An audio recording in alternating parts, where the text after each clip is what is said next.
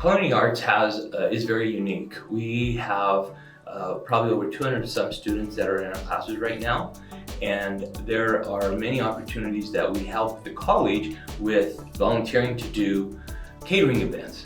And so with our catering class, they'll do a few catering events that they'll come in and work with the different programs here in the college, so that way they get an experience of what they're doing out in the field and what it's like. You know, we have 4 different degree programs, and with that we have baking and pastry, culinary arts, there's food service management, as well as sustainability management, safety and sanitation, and also knife handling and how to do different knife cuts. Another class that's a lot of fun is soups and sauces, and you might finish in the pastry program with the wedding cakes class, where you'll learn a lot of decorating techniques and then complete a 3-tier wedding cake at the end.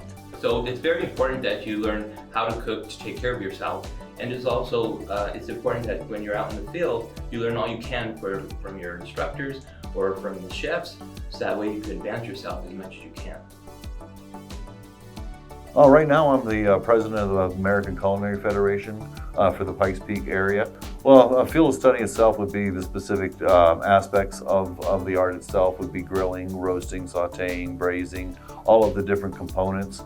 And when you compose all of those together, incorporating flavors, textures, techniques, colors, height, plate colors, plate shapes, all of these things, when you make those decisions, that starts becoming more of an art form, because that's your expression of what you think that food should be versus how it is typically presented. People underestimate the amount of skill sets that it takes to produce anything in the culinary arts field. You have to be, well-rounded in a lot of skill sets.